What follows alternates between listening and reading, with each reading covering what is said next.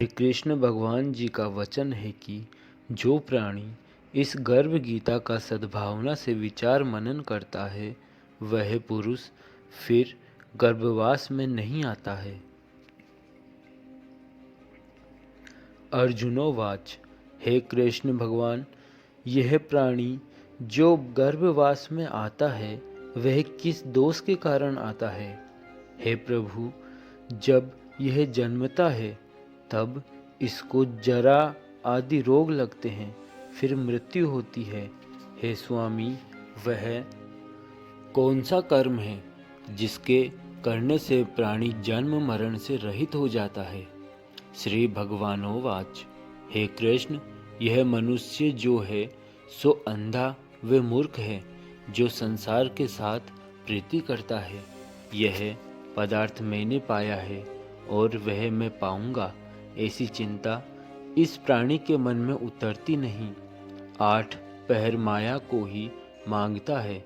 इन बातों को करके बार बार जन्मता और मरता है। वह गर्भ विषय दुख पाता रहता है।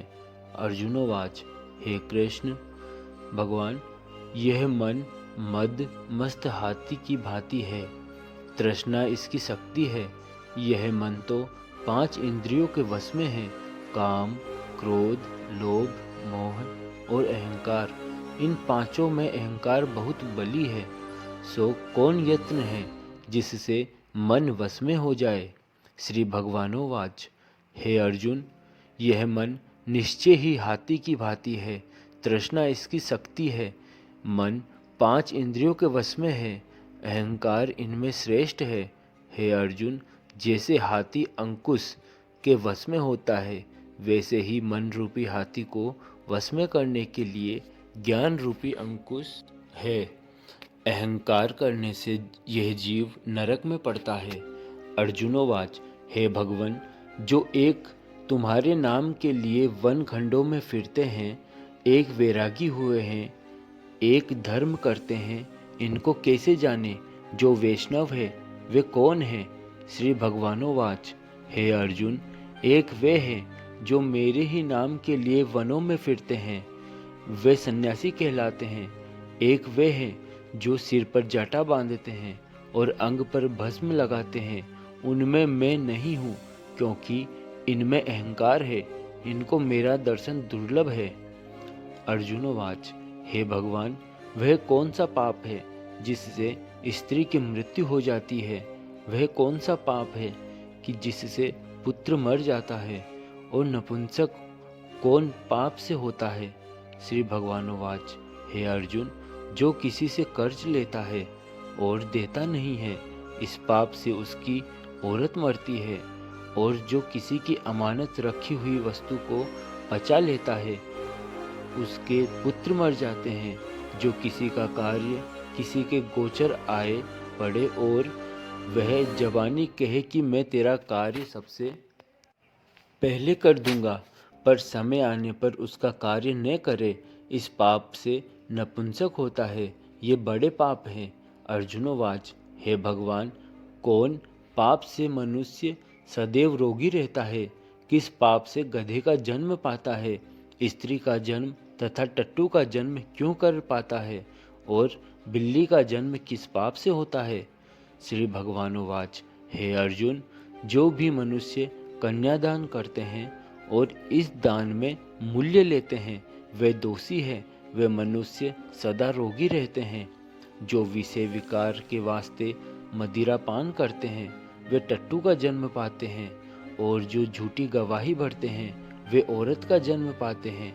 जो औरतें रसोई बना के पहले आप भोजन कर लेती है और पीछे परमेश्वर को अर्घ्य दान करती है, तो वे बिल्ली का जन्म पाती है।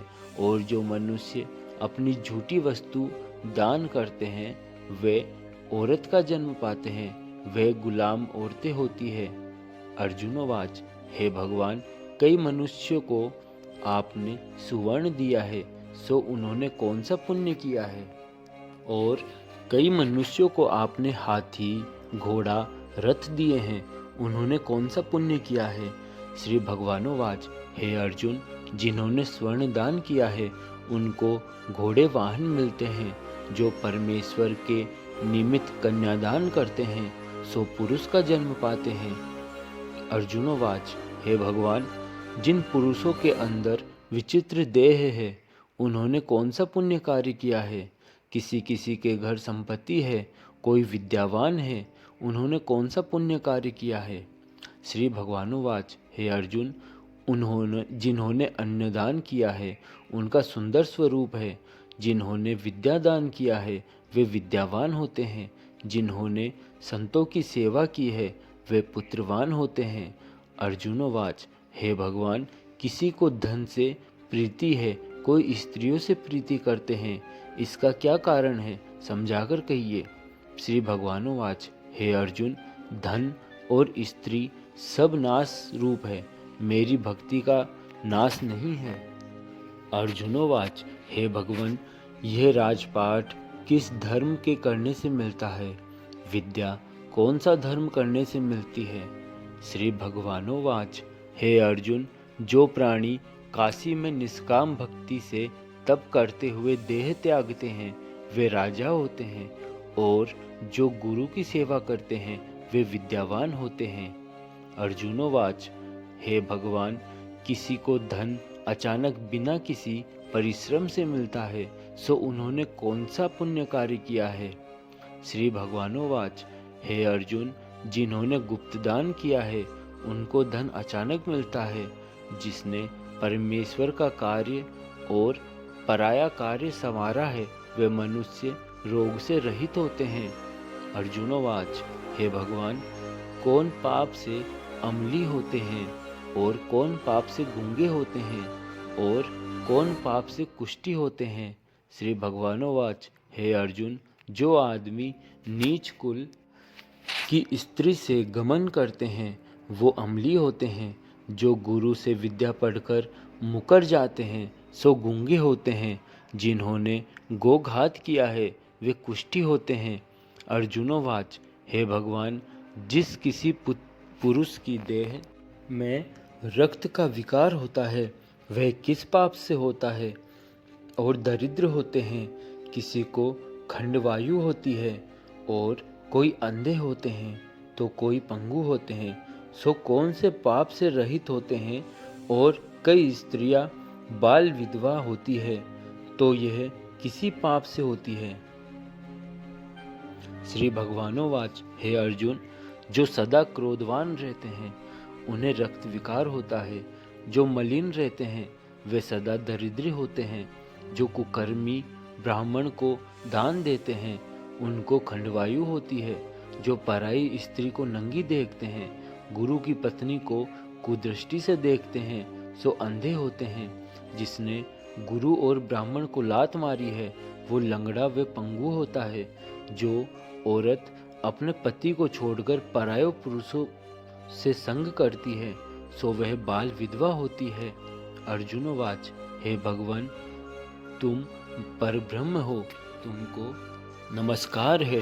सब पहले मैं आपको संबंधी जानता था, परंतु अब मैं ईश्वर रूप जानता हूँ।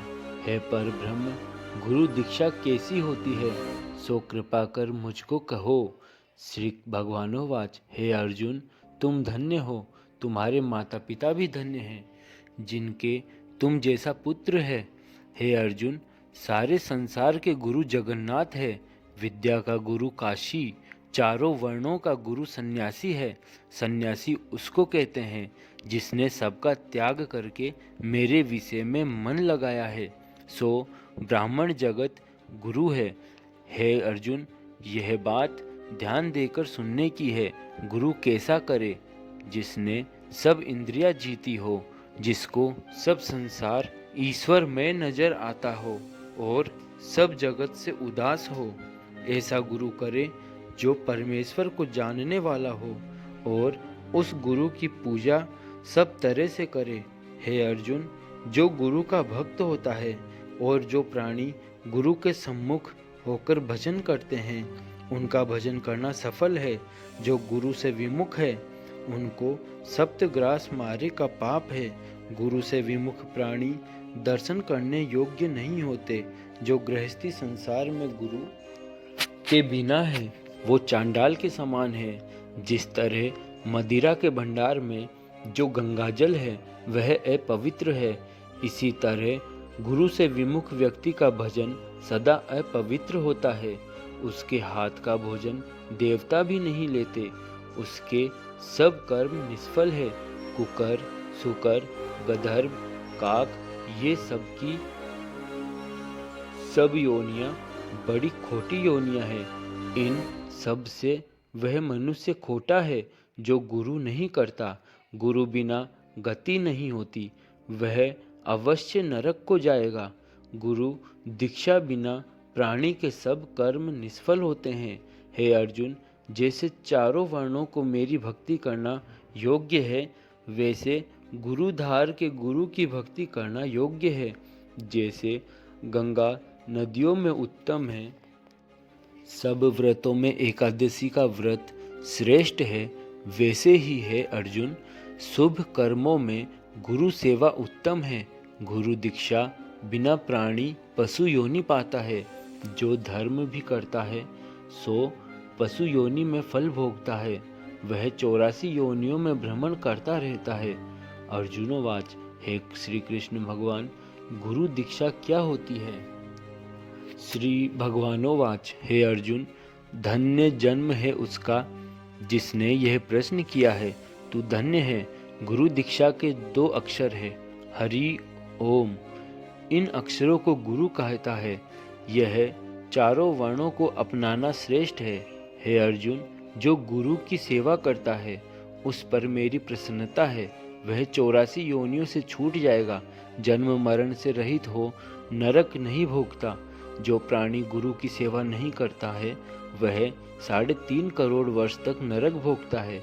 जो गुरु की सेवा करता है उसको कई अश्वमेघ यज्ञ के पुण्य का फल मिलता है।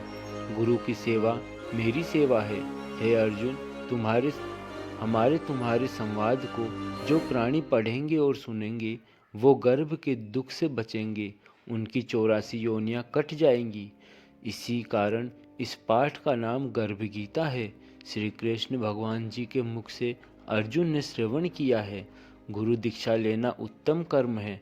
उसका फल यह है कि नरक की 84 योनियों से जीव बचा रहता है। भगवान बहुत प्रसन्न होते हैं।